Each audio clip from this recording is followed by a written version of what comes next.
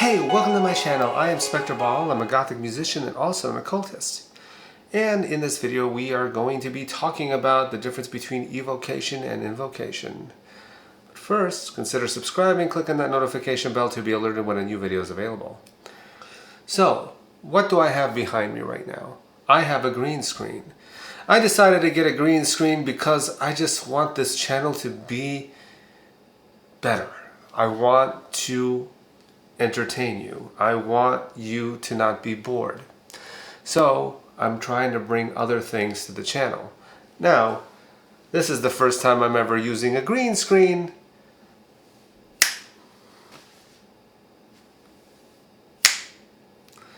Well, hopefully that didn't suck.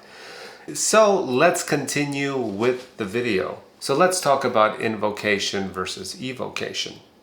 Now, a lot of work in Magick, when it comes to evocation, you invite the spirit into your space and you speak to the spirit. That is different than invoking, when you actually call the spirit and ask the spirit to come into your body.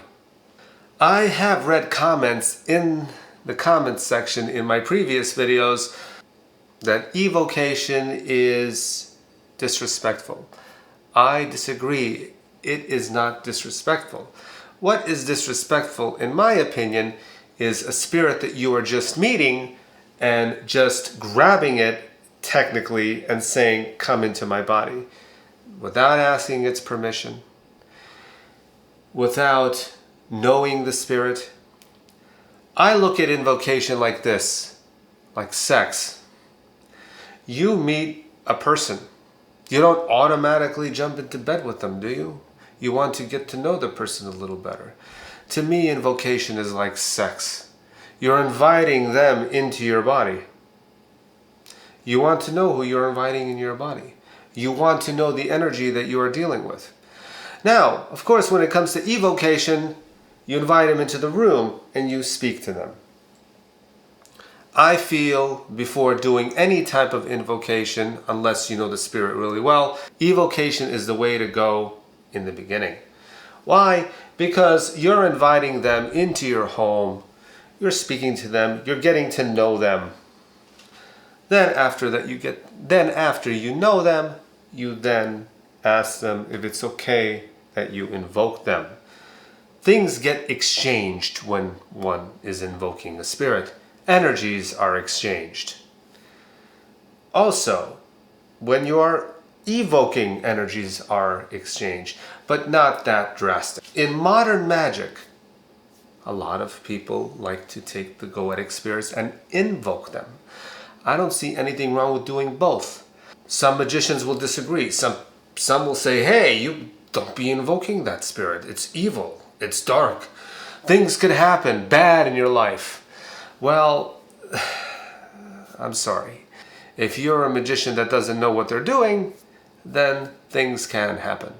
But if you are prepared, things should go pretty smoothly. But when you are dealing with matters of the goetia or entities that are dark in nature, you just want to be aware of what can happen. Now, you want to invoke a spirit. Let's say you pick the spirit. You want to invoke a being. Evoke them first. Put yourself in a circle. You could draw the circle in chalk. You could picture the circle in your mind. That's what I do. I have a very strong image of a circle around me as I talk to the spirit. You're putting yourself in the circle to actually help you focus on what you're doing. There is no disrespect in doing that. Now, sticking the spirit in a circle,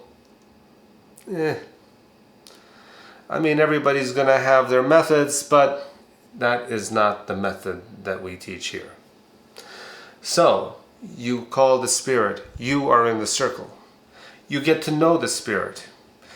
And not only one time, but you evoke the spirit a couple of times. Then, when you're ready, and you feel you have a good relationship with the spirit, then you ask, "Can I invoke you?" Things to be aware of when invoking a spirit. You want to make sure that your space is cleansed. Second, I prefer doing a middle pillar before I call any entity. The thing is, I need to silence my ego. I need to silence myself. You might have a different method of silencing yourself, but you want to silence yourself before you contact the spirit. When you have too much of yourself involved in the ritual, what can happen is that it could cloud your head. You might not be truly hearing the spirit. Part of you might be also getting involved in the conversation. So it's very important that you cleanse the space and you do some sort of magic like the middle pillar to silence the self. So after speaking to the spirit for a while, you ask the spirit if it's okay that you invoke them. Then, different things happen to different people. I, for instance, what happens to me is myself gets shrunk. I feel myself travel down into my chest cavity. And I feel the presence of the spirit in my head. I could feel the spirit, and also I could feel myself at the same time, but in the chest area. That's the best way I could explain what happens to me. You, it might feel different. Also, put in the comments section if you have invoked the spirit or evoked the spirit. I want to hear your experiences. Post them in the comment section. So after the spirit leaves, you thank it and you go eat something to ground yourself. What happens to me is I get hungry. I go to the refrigerator and I go eat. So that's the end of the video, and I will see you in the next one.